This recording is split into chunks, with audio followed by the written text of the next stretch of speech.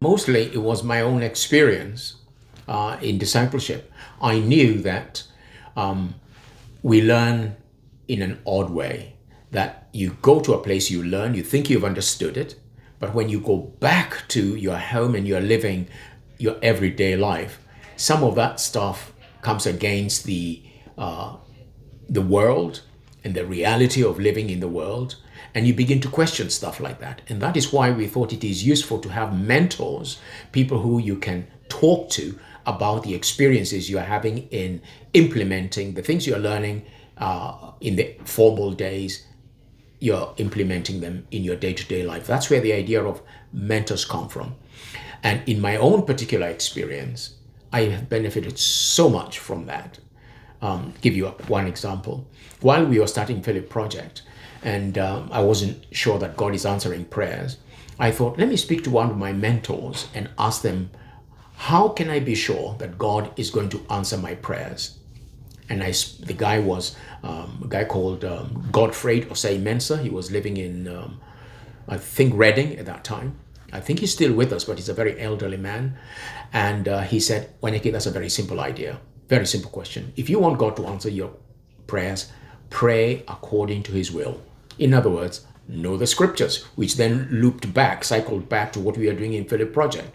Know God's word. Have people that you can ask good questions and be open to about your life. So that's where it came from. And finally, it really did come from what Jesus says in the scriptures. That he taught the disciples, and he would explain the gospel to them in private. That's discipleship. So that as they lived the gospel out in the world, the reality of what they had learned would be cemented in their own personal experiences. That's where it came from. So formal teaching, important, but we are human beings, we tend to forget. But when you have another person that you can keep talking to, a mentor, someone who is discipling you, then you're more likely to continue growing. And that person is then able to do the third step, which is keep encouraging you. Are you passing this on to anybody else? And suggesting how you could do that and encouraging you to do that. That's where it came from.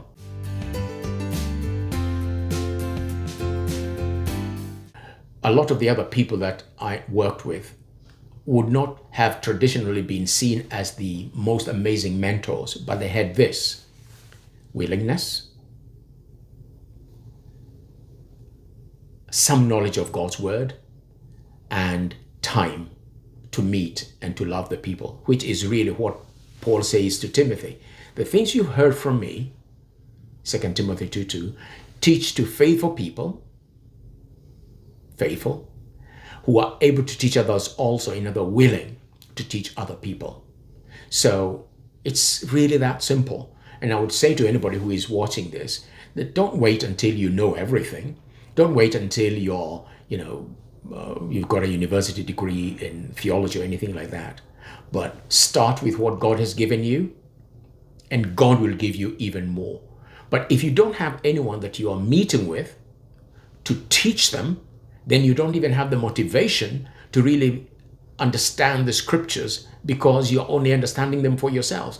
But if you're understanding them for yourself first, and then you want to teach other people, it moves from the pages and it walks into your mind and it drops into your heart. And then you have that urgency of wanting to teach other people, which then even clarifies further to you what God is saying. My quick answer would be, if someone doesn't know in a particular book of the Bible, start with the Psalms. If that's all you can do, get good with a few Psalms. Start with Psalm 3, move to Psalm 8, and on like that.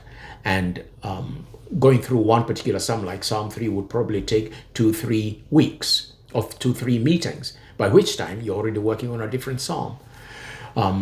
So that's what I would say. Don't wait until you know everything. Start with what God has given you, and God will show you even more.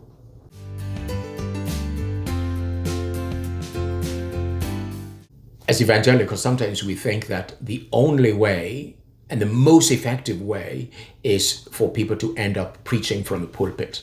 And I take nothing away from the fact that the pulpit is an important place where we inoculate people against bad teaching. That's probably the most important part of preaching. So I take nothing away from that, because if you're not inoculated against bad preaching and against bad interpretation, then your faith can be shipwrecked. But another important part of what we were doing in Philip Project then was working with women who probably will not have that particular platform. But seeing, and because I haven't spoken to these ones, I'll not mention, seeing a few of them bring up their children to be godly children. I know this because I've spoken with them. And seeing that they are, all the effect of this has come from the time they came to Philip Project, I think that is immensely gratifying to see that now we are not just talking about what they are able to do. They are passing it on to their children. They are inoculating their children against the world, against the flesh, against the devil, and against bad teaching.